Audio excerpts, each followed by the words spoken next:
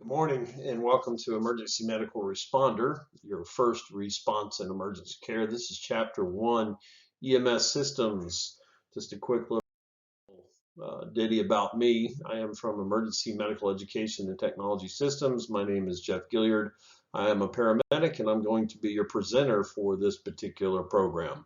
All right, so let's get started about EMR and what EMR means.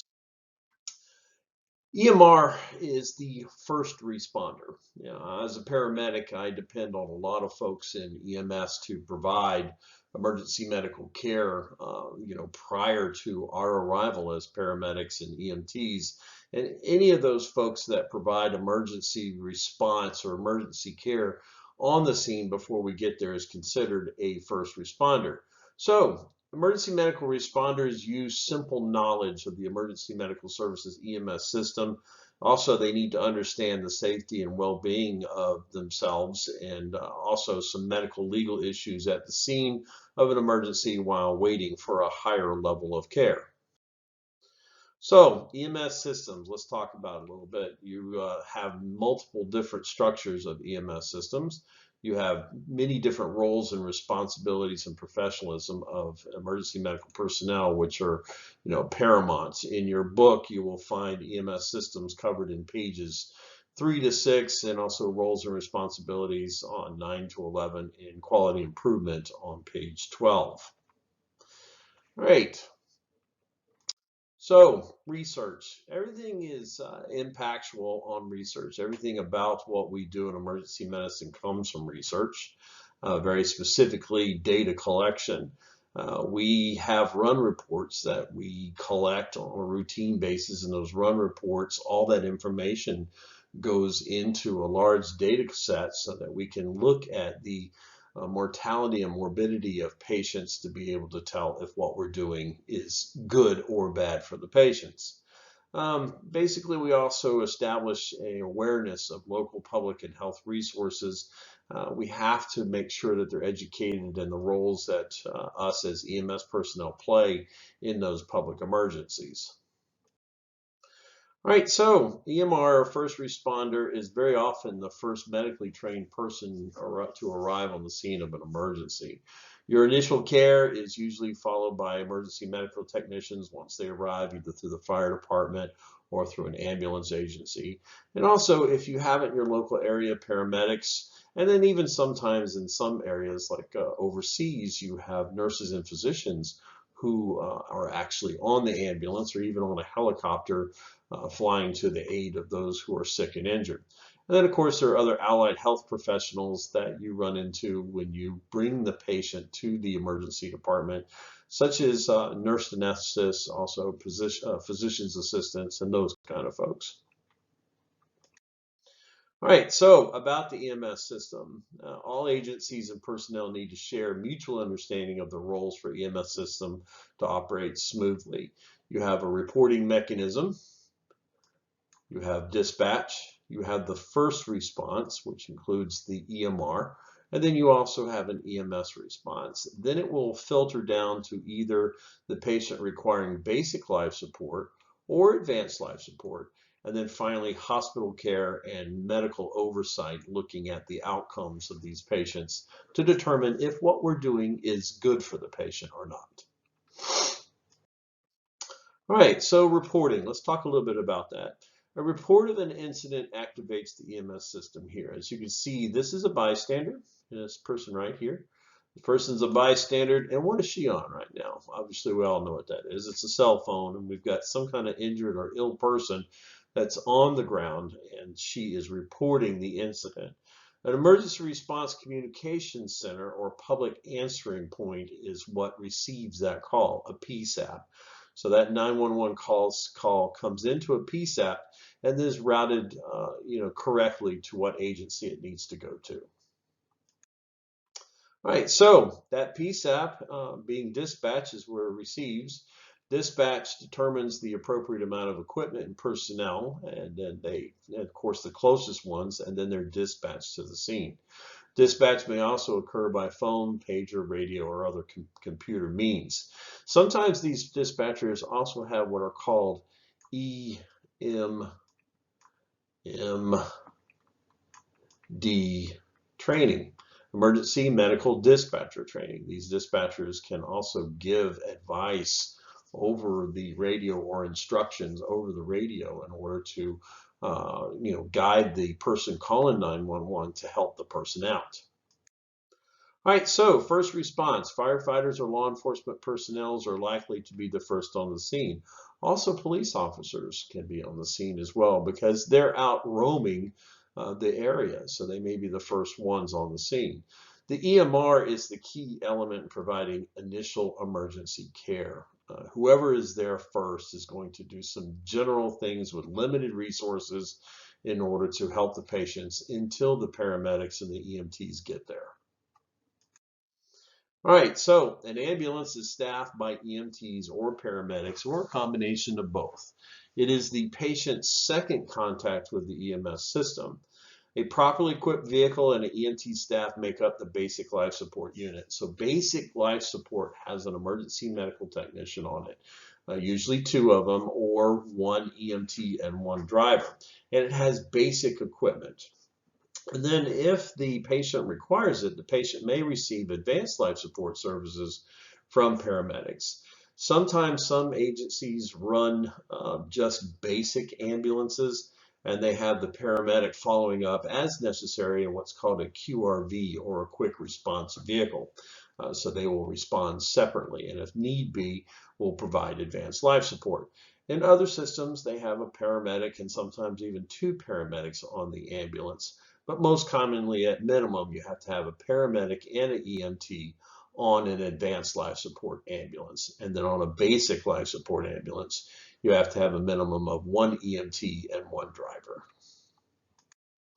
All right, so all skill levels are based on what is learned in the EMR course: airway maintenance, bleeding control, prevention and recognition, and treatment of shock. We're going to talk about all these items throughout the course so that you understand what your role as a first responder would be to be able to provide some emergency treatment for airway maintenance, bleeding control, and also prevention and recognition and treatment of shock.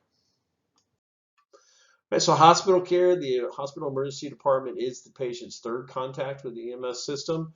There you're going to find specialized treatment facilities to include all of these guys: trauma centers, stroke centers, burn centers, pediatric centers, poison control centers, and also perinatal centers.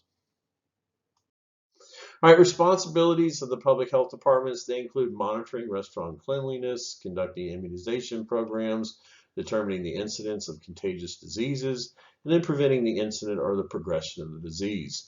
So this is in every walk of life. We have a health department somewhere that we're responsible to answer to as professionals to make sure that we're following the guidelines that they recommend for the good of the public. Well, also public health departments and EMS, they provide education and also screening programs for the public, such as car seat installation programs, programs to encourage seatbelt use, alcohol awareness programs, programs also to encourage bicycle and motorcycle helmet use, blood pressure screenings, and also diabetic screenings. These are all responsibilities that your public health department can do for us. All right, a little bit about the history of emergency medical services. In the United States, during the 1950s and 1960s, primarily funeral homes, hospitals, and volunteer rescue squads are what provided most of the ambulance services. Many funeral homes did provide that service, and then if you passed away on the way to the hospital, they would just take you to the funeral home. Really not much training whatsoever, very little training. Every now and then you might have somebody that was in the military that had some medic training while they're in the military that would serve on these particular rescue squads or even funeral home ambulances. Civilian pre-hospital medical care really lagged behind the military emergency care at that time because it was only in the military. They didn't have any training outside of it, other than some medics who had been, through the military and had already been discharged from the military. They may have been working for particular agencies at that time.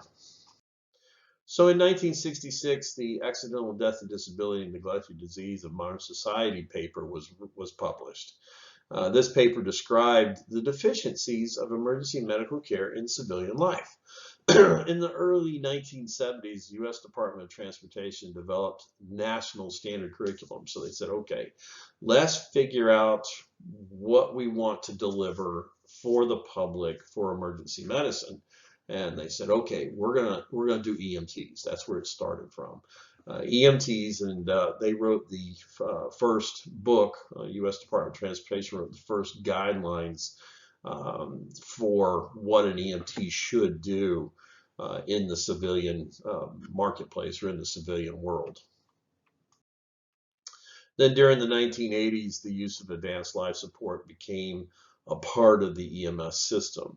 Today, EMS providers are trained through standardized courses conducted at accredited training centers. So it evolved into this very, very big animal.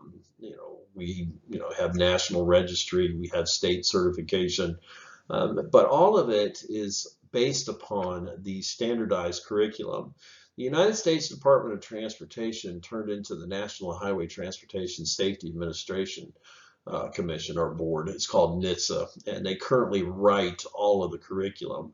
I encourage you to look that up. Put in NHTSA EMT National Standard Curriculum, and you will find it. You will also find the paramedic curriculum as well. It is a national set of standards that is written by the government that every published book out there is supposed to follow, so that we're all trained in the same manner. All right, so 10 standard components of an EMS system. The first is regulation and policy. The next one is resource management. Next one is human resources and training, then transportation equipment and systems, medical support facilities, and communications. Then you also have public information and education, medical direction, which is hugely important, trauma system development, and then evaluation. All right, so a word about transportation. Transport, it is a patient's condition that requires care by medical professionals, but also speed in getting the patient to a medical facility is not most important. So it is a transport, so it's a routine in nature. But then you have prompt transport. Prompt transport is a patient's condition is serious enough that the patient needs to be taken to an appropriate medical facility in a fairly short period of time. So basically, we're talking about guidelines of how quick patients need to be moved from one place to another. Then you have rapid transport. This is when EMS personnel are unable to give the patient adequate life-saving care in the field. Okay, so this patient requires rapid transport. An appropriate medical facility may be a hospital, a trauma center, or a medical clinic. It all depends on the emergency status or the life-threatening status of the patient or where they're going to go. So EMR training.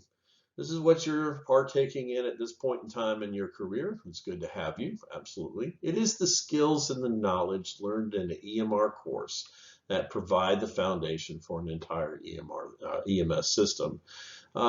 With this training, you can very simply take it to the next level and become an EMT.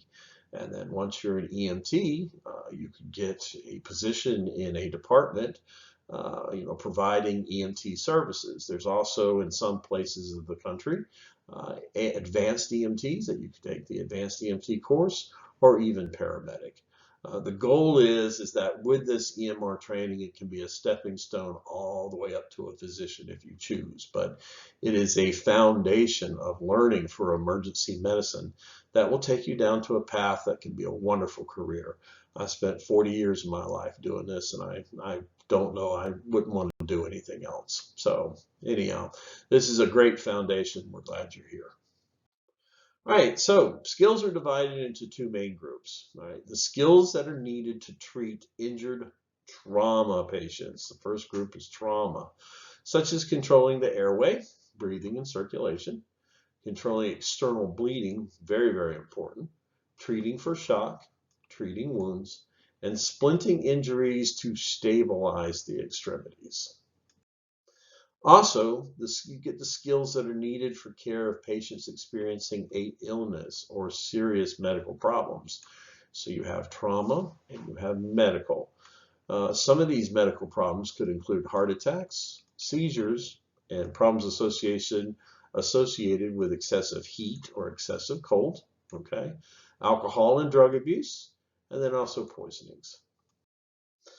And then continue on for the last slide in the training. Those that are needed for care for patients experiencing illness or medical problems continued could also include bites and stings, altered mental status, behavioral or psychological crisis, and emergency childbirth. All of these, to include the others, could be.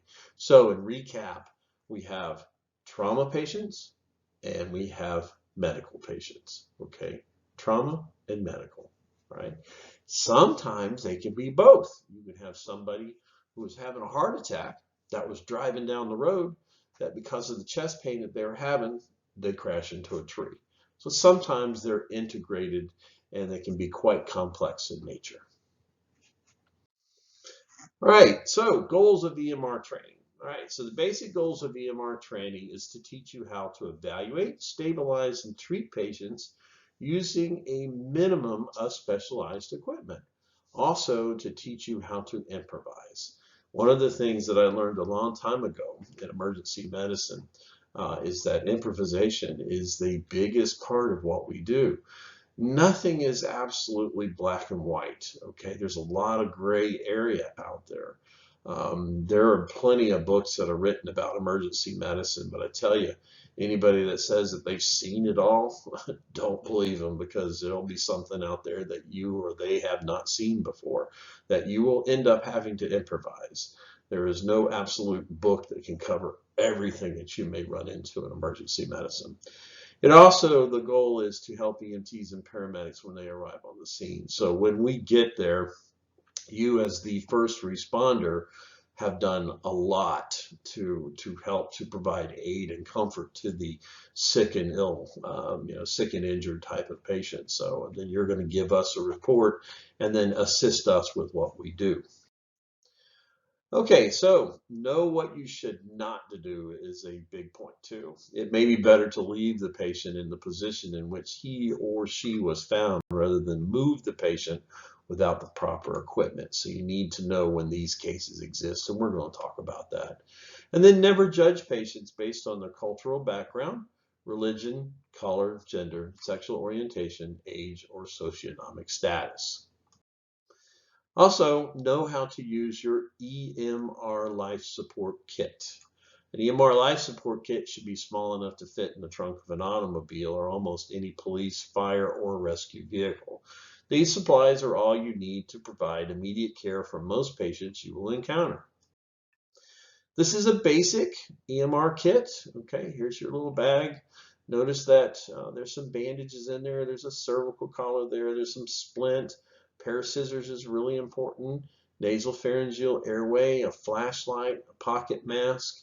An OB kit is over here in case you have a childbirth situation. Just some very simple pieces of equipment that we'll talk about here a little bit with regards to what should be in there. All right, so the big two. Remember, we also remember, about knowing how to improvise.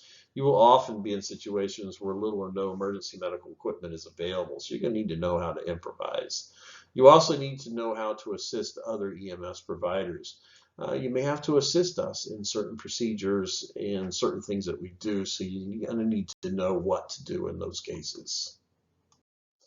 Additional skills, EMRs operate in a variety of settings to include urban areas, to also include regional variations in climate, okay? And then you may also have supplemental skills that may be required in your local EMS system. There may be certain protocols or certain things that they would like for you to be able to perform in certain areas. I tell you, urban and rural settings, especially in the real rural areas, EMRs are very important because resources for EMTs and paramedics could be very limited. I'll give you a perfect example. Our National Park Services, very big spaces, and the park rangers are trained in first response, and many of them are also EMTs and paramedics. All right, roles and responsibilities. You need to maintain your body in a healthy physical and mental condition. You need to maintain your equipment in a ready-to-go state, okay? You also need to respond promptly and safely to the scene of an accident or sudden illness. You need to ensure the scene is safe from hazards, and we're going to talk about those guys. Also, you need to protect yourself. I mean, number one is you, because if you get hurt, it's not going to do anybody any good. So protect the incident, the scene, and the patient from further harm. One of our EMT creeds, as we can explain to you, is that we will strive to do no harm. Okay, do no harm. You also need to be able to summon appropriate assistance, how to call for help. All right, perform patient assessment, administer emergency medical care, okay, but limited. Provide reassurance to patients and family members, and also move patients only when necessary. You need to be able to seek and then direct help from bystanders if necessary. You also need to control activities of those bystanders. You need to assist EMTs and paramedics as necessary, as we, ask for your help, and plus you can offer your assistance. Don't be shy. Get out there and offer it. You also need to be able to maintain continuity of patient care, and you need to be able to document that care and be able to tell us what you have done for these patients. And finally, on this, you need to absolutely keep your knowledge and skills up. And don't stop here. Go to EMT school, and anywhere between 12 to 16 weeks, depending on what kind of program you're taking, you can be an EMT. And you can go to work. You can go to work for somebody, go to work for a department, start a career in emergency medicine. All right, importance of documentation. The documentation should be clear, concise, and accurate, and according to accepted policy of your organization. I tell you, documentation is so important because you never know when you may end up being asked to come to court, or at least at minimum give a deposition of what you were told, what you saw, what you did, all these kind of things. It also helps us to be able to evaluate the quality of the care being given, so that if we need to make adjustments, that we can, through medical direction, through quality improvement processes. All right, documentation should include a condition when the patient was found, the patient's description of the injury or the illness, the initial and later vital signs, the treatment that you gave to the patient, the agency personnel who took over the treatment of the patient, and any other helpful facts that you may be able to give to the report, so that when somebody reads it, it's very clear and very concise of what you saw, what you were told, what you heard, okay, and then what you did. It's very simple. All right, so attitude and conduct. To be a good EMR, okay, a good EMR, you need to reflect certain characteristics. You got to be honest and conduct yourself with integrity. Be aware of patients' feelings and have empathy. That means you need to put yourself in their shoes, all right? How would you feel if you were laying there injured, broken arm, those kind of things? How would you feel and how would you want to be treated? Be motivated to get the job done and to understand the limits of your training and your skills. Big time. I love this word, being an advocate for your patient. It may be just as simple as getting them a blanket to keep them warm, anything. And communications is a key. People want to be communicated with. People want to be talked to. People want somebody that will listen to them. And I'm talking about active listening. So partake in their conversation, actively listen, and be an advocate for those patients. Your appearance should also be neat and professional at all times. You can't look sloppy in this job, otherwise your patient's going to end up losing confidence in you. And you need the utmost confidence from your patients in order to gain their desire for you to be able to treat them. Otherwise, they may refuse treatment and then be further ill or injured. All right, so medical oversight. The physician or medical director is the overall leader of the medical team, okay, the physician or the medical director. As indirect or offline medical control, the physician directs all of our training courses, helps set medical policy and procedures, and ensures the quality management of the EMS system. So this indirect or offline, you're not talking to the physician on the phone or person to person. These are his directives through training and through protocols. So these are written protocols or offline type of education to give his direction on how he wants you to serve the public under their medical direction. Right, online medical control is provided by a physician who is in contact with pre-hospital EMS providers by two-way radio or wireless telephone. So you have online medical control. So you have online and offline. Offline being protocols, online being direct oversight or direct contact with the physician. Quality improvement. It is a process used by medical care systems to evaluate the effectiveness and safety of current treatments and procedures. There are 6 components. The first one being safety. The actions of EMRs must not cause any harm to the patients, bystanders, or EMS providers.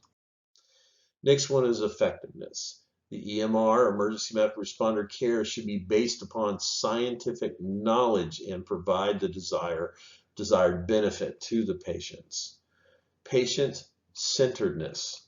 Be responsive to the patient's physical needs as well as their values, religion, and heritage. And then finally, timeliness. Okay, provide care in a timely manner. You must be able to provide it in a timely manner. Let's see what's next.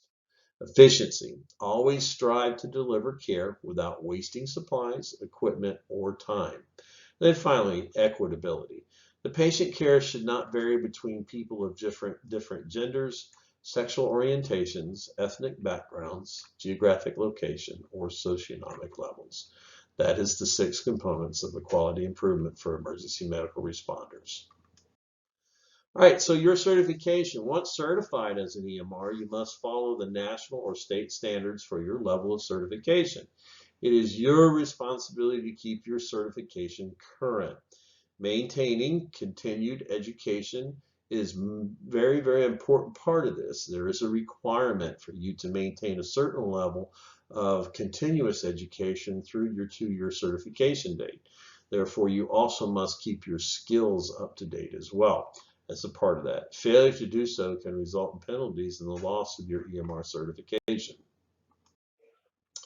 All right, so in summary, the EMR, emergency medical responder, is often the first medically trained person to arrive on the scene.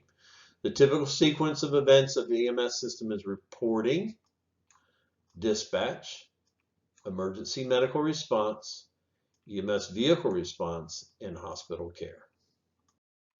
The 4 basic goals of EMR training are to know what not to do, how to use your EMR support kit, how to improvise, and how to assist other EMS providers. The EMR's primary goal is to provide immediate care for sick or injured patients and to assist more highly trained personnel. And then finally, documentation on this should be very clear and concise and accurate in accordance to your accepted policies within your organization. And then in the final summary, medical information about the patient is confidential. This falls under the HIPAA rule and should be shared only with other medical personnel involved in the direct care of that patient. The overall leader of the medical team is the physician or medical director. And then the quality improvement measures, care in 6 component areas: safety, effectiveness, patient-centeredness, timeliness, efficiency, and equitability. All right, so as a review, the requirement of this program on every single case, on every PowerPoint, there are 21 lectures in this particular series.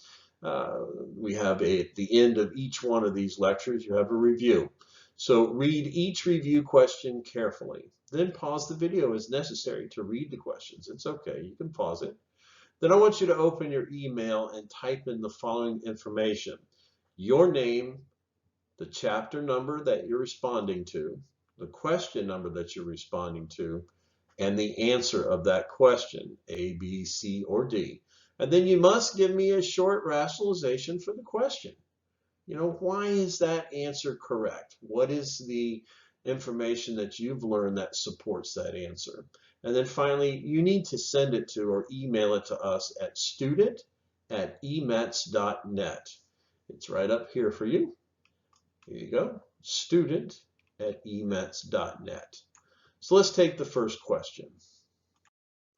The EMR must possess the ability to A, treat patients using limited equipment. B, ALS level skills. C, keep severely injured patients alive for extended periods of time. D, diagnose conditions in the field.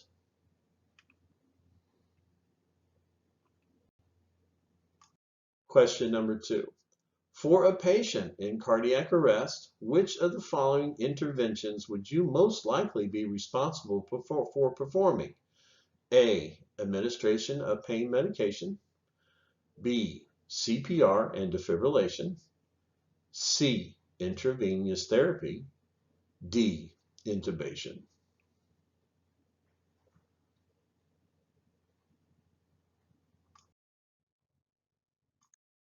Okay, we'd like to thank you for participating in this particular lecture.